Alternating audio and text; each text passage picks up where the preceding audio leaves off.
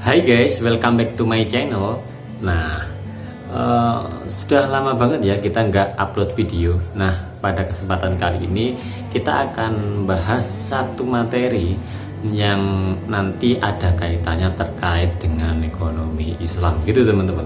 Oke, nah materi yang akan kita bahas adalah sebuah studi yang menjelaskan terkait dengan implementasi proses secara teknis. Nah, wakaf itu dapat dimodifikasi atau diintegrasikan atau dikombinasikan dengan instrumen apa saja. Nah, gitu teman-teman ya. Nah, pada kesempatan kali ini saya membuat studi kasus yang mengkombinasikan dua instrumen dalam pembangunan Islam, yakni studi kasus pada Zamzam Tower yang ada di kota Mekah. Nah, gitu teman-teman. Nah, di sini kebetulan dua instrumen yang terpakai itu adalah instrumen wakaf dan sukuk. Nah, di sini teman-teman mungkin nanti akan dapat mempelajari bagaimana implementasi atau penerapan dua instrumen ini dalam sebuah konteks. Nah, gitu teman-teman ya. Nah, sebelum kita bahas lebih jauh, nah sebenarnya resource dari materi ini saya terinspirasi dari dosen saya yang menjelaskan terkait dengan wakaf ini teman-teman. Itulah kenapa saya rasa resource atau pengetahuan ini perlu saya share ke teman-teman atau ke adik-adik yang sedang belajar terkait dengan ekonomi syariah. Nah, gitu teman-teman ya. Oke, kita bahas lebih dalam habis ini. Oke, gini teman-teman, sebelum kita bahas materi ini lebih jauh, coba kita awali dari sebuah konsep teman-teman. Nah, agar nanti kedepannya kita nggak ricuh atau nggak rancu satu pembahasan dengan bahasan yang lain. Nah, kalau kombinasi wakaf dengan sukuk teman-teman, ada dua konsep yang saya temukan di pencarian atau mesin pencarian Google. Nah, ini resource-nya dari sana. Nah, yang pertama ini ada wakaf link suku. Terus yang kedua ada suku link wakaf. Nah, secara definisi yang saya temukan dari Google, nah wakaf link suku ini dapat diartikan pemanfaatan dana tunai yang dikumpulkan dari wakaf uang untuk kemudian diinvestasikan dalam instrumen sukuk. Nah, daripada uang wakaf ini mengendap dan tidak memberikan manfaat sama sekali, lebih baik uangnya dimanfaatkan untuk membangun aset-aset sosial. Nah, gitu teman-teman ya. Jadi istilahnya ada orang yang wakaf tanah, terus ada orang yang wakaf uang. Daripada uang itu tidak dipakai, maka lebih baik itu diinvestasikan dalam bentuk sukuk. Nah, itulah kenapa ada pemerintah yang mewadahi lembaga-lembaga yang memiliki dana wakaf tunai tapi dia tidak terpakai dananya. Nah, lebih baik dimanfaatkan oleh pemerintah untuk membangun atau untuk dilakukannya kegiatan-kegiatan sosial. Nah, tentu sasarannya lembaga itu tadi teman-teman ya. Jadi ini bukan personal.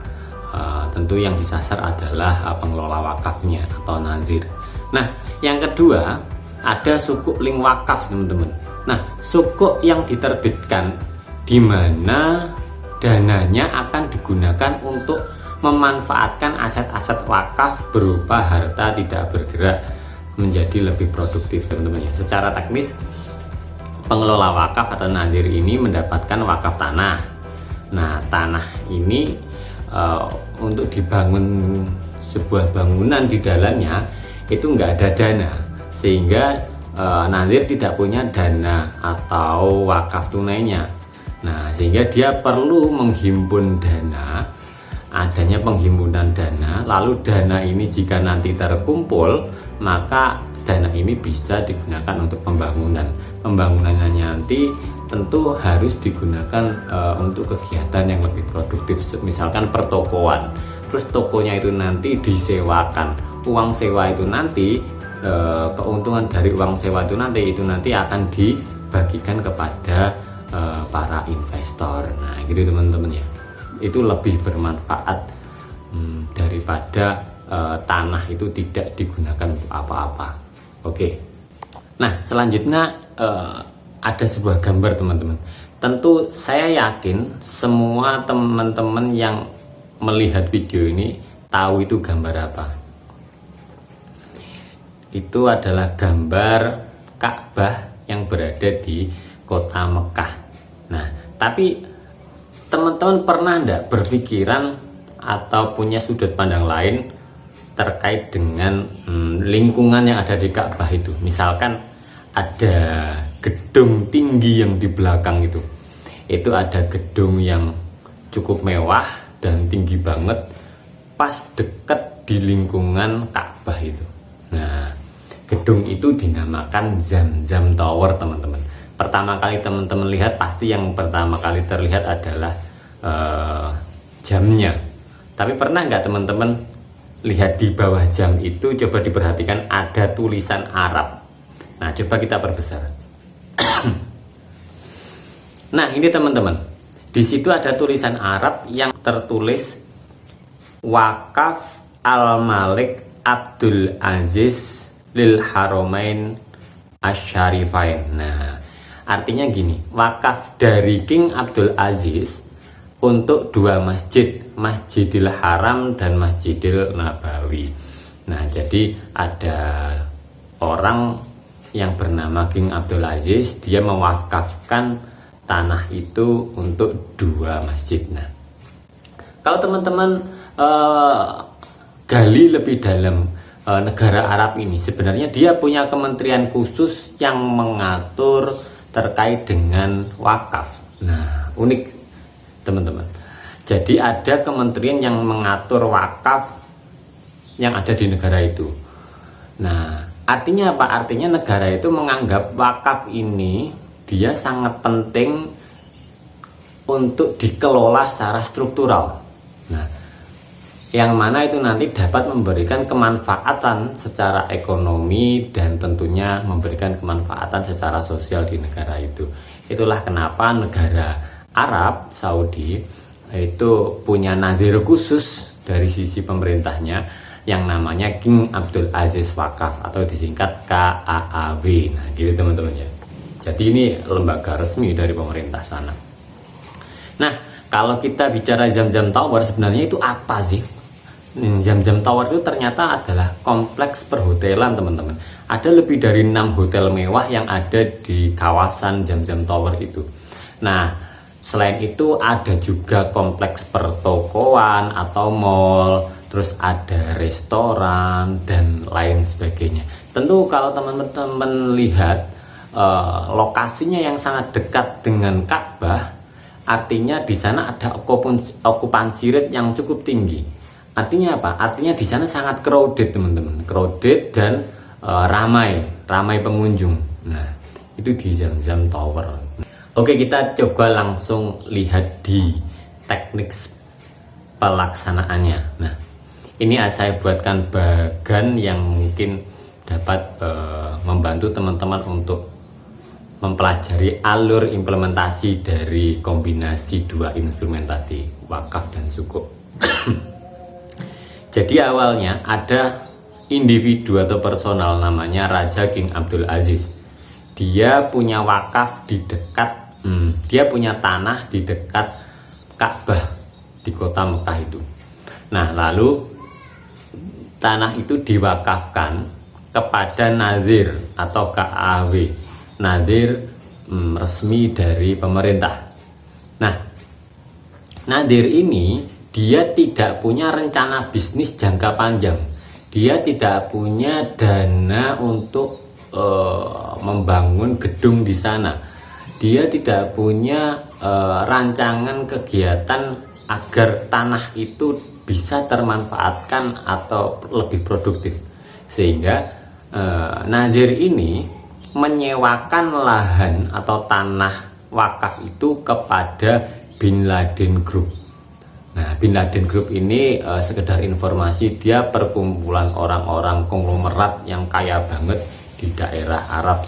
Nah, perkumpulan atau bisnis keluarga di Bin Laden Group ini tentu banyak teman-teman ya. Nah, dia menyewa lahan wakaf atau tanah wakaf ini selama 28 tahun. Tapi uniknya Bin Laden Group ini dia tidak membayar dengan uang. Nyewa tapi dia tidak membayar dengan uang. Lalu bayarannya dalam bentuk apa? Nah, ternyata ada sebuah perjanjian yang namanya BOT atau Build Operating Transfer. Nah, artinya apa ini? Artinya ketika Nadir menyewakan lahan kepada Bin Laden Group selama 28 tahun, Bin Laden Group tidak akan membayar sepeser pun kepada Nadir.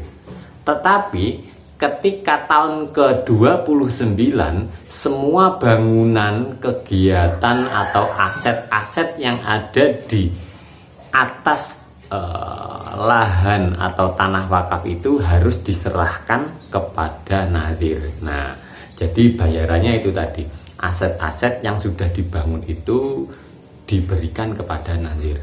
Nah, itu adalah perjanjian BOT teman-teman. Tapi masalahnya Bin Laden Group ini tidak memiliki rekam jejak yang cukup bagus terkait dengan bisnis-bisnis di real estate, sehingga dia melakukan penyewaan ulang atau melakukan sub sewa atau subkontrak kepada perusahaan lain, dilimpahkan lagi. Jadi King Abdul Aziz mewakafkan tanah ke KAAW atau Nadir, Nadir disewakan ke Bin Laden Group, Bin Laden Group disewakan lagi ke Munsaat. Nah, gitu teman-teman ya. Munsaat ini adalah perusahaan asal Kuwait yang bergerak khusus di dalam real estate, teman-teman. Nah, lalu Munsaat inilah yang memiliki hak untuk proses pembangunan dan pengelolaan kegiatan-kegiatan di atas tanah wakaf itu. Jadi yang punya hak sekarang adalah Munsaat. Nah, Munsaat ini ketika dia ingin membangun bangunan yang cukup megah di sana, dia tentu ada kendala dana. Nah, sehingga Munsaat ini membuatlah sukuk intifak atau dia menerbitkan sukuk intifak yang mana sukuk ini nanti akan mendatangkan para investor. Nah, uniknya sukuk intifak ini kalau teman-teman pelajari di dunia konvensional itu time sharing bonds. Nah, yang mana ketika itu dikeluarkan karena lokasinya yang sangat dekat dengan Ka'bah, terus dia cukup banyak diminati, sehingga rancangan-rancangan bisnisnya untuk jangka panjang tentu itu akan sangat menggiurkan. Sehingga di dalam referensi saya, dalam waktu 2 minggu saja sukuk ini diperjualkan, dia sudah melebihi target. Yang membeli atau yang meminta permintaannya itu bisa sampai 135%. Nah, artinya sangat laris. Sehingga uang itu ketika dikumpulkan nilainya 5,8 triliun, teman-teman. Nah, 5,8 triliun ini kalau orang mau berinvestasi di sana, maka dia nggak hanya nitipkan uang gitu aja. Uniknya itu suku intifak ini, dia seperti seorang investor itu seperti beli kamar di hotel itu, teman-teman. Investor punya hak guna kamar. Kalau teman-teman ini investasi atau membeli suku di sana, maka teman-teman punya hak untuk menggunakan kamar atau salah satu kamar yang ada di sana. Nah, atau memanfaatkannya secara gratis. Nah, menurut referensi saya seperti itu, teman-teman ya. Nah, terus yang ketiga, investor boleh mengelola kamarnya sendiri dengan memasang tarif sendiri. Nah, ini unik banget sebenarnya. Tetapi jika dia tidak mampu mengelola itu karena lokasinya ada di Mekah, maka investor juga boleh menyerahkan hak guna kamar ke pihak manajemen untuk dikelola. Nah gitu teman-teman. Nah uniknya gitu ya, jadi dia kayak beli kamar dengan range waktu 24 tahun, membeli hak guna kamar selama 24 tahun. Nah gitu teman-teman, kalau bahasa awamnya kayak gitu. Nah setelah diselidiki, ternyata investor yang membeli suku Intifa itu memiliki return atau pengembalian uang atau keuntungan sebesar 26% per tahun. Nah ini cukup gede teman-teman ya. Cukup gede. Tapi ini ya masuk akal juga karena lokasinya yang cukup strategis, terus bisnisnya yang cukup menggiurkan. Tentu bisnis ini akan menjadi sangat sukses di masa depan.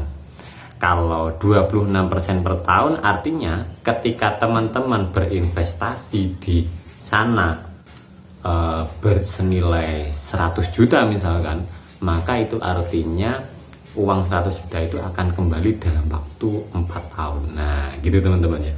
Jadi 26 dikalikan 4 kan itu sudah 100%. Artinya dalam waktu 4 tahun uang teman-teman akan kembali. Tetapi perjanjian suku Intifa ini 24 tahun. Nah singkatnya gitu ya. Nah setelah dana ini terkumpul 5,8 triliun, nah dari situlah Munsaat melakukan pembangunan hotel, terus mall, terus restoran dan sebagainya. Nah pembangunan dimulai. Nah ini adalah gambar Saudi Bin Laden Group teman-teman. Nah ini saya coba cari sendiri teman-teman. Saya coba cari sendiri kondisi realnya yang ada di wilayah Zamzam Tower. Kalau dilihat okupansi rate hotel di Zamzam Tower ini cukup tinggi sehingga resikonya sangat kecil teman-teman. Dekat Ka'bah, kompleks pertokoan atau mall, kompleks perhotelan, lebih dari 6 hotel mewah, kompleks restoran. Artinya apa? Artinya di sana pasti ramai teman-teman. Semua orang pasti akan memiliki analisa yang sama dengan saya. Terus sekitar tahun 2022 tahun ini saja saya searching, ternyata jika sepi harga kamar di sana itu mencapai 4 juta per hari teman-teman. Ini gede banget ya. Terus jika ramai atau musim Ramadan, harga kamar mencapai 12 juta per hari. Wow, cukup gede ya nyewa kamar di sana itu, di hotel itu. Terus pada saat musim haji 33 juta per hari dan satu kamar diisi 2-4 orang. Wah, ini cukup menggiurkan teman-teman. Nah, referensi ini saya ambil dari Google, sebuah laman pencarian real estate atau laman pencarian hotel di Google teman-teman, namanya hotel.com. Nah teman-teman bisa gali sendiri, di tracing sendiri nanti ya. Nah ini adalah sebuah hotel mewah yang ada di Zamzam Tower, namanya Raffles Mekah Palace. Tadi di hari biasa saya searching, ternyata nilainya per hari 3,8 juta. Terus di hari Ramadan atau bulan Ramadan itu 11,8 juta per hari. Terus pada saat musim haji ternyata itu bisa menyentuh angka 33 juta sampai 39,2 juta kalau teman-teman cari di Agoda ya teman-teman. Nah kayak gitu teman-teman, artinya dia cukup ramai, peminatnya banyak hotel itu. Nah kesimpulannya apa teman-teman? Kesimpulannya tanah wakaf di atasnya boleh dibangun dari dana bukan wakaf.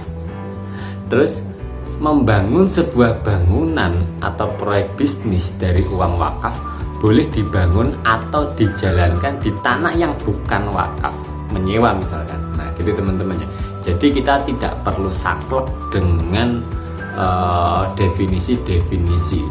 Itulah kenapa perkembangan zaman, konteks wakaf, konteks instrumen-instrumen dalam pembangunan Islam ini perlu kita inovasi, kita kombinasikan agar dapat bermanfaat lebih banyak gitu, lebih produktif di masa depan. Nah gitu aja ya teman-teman.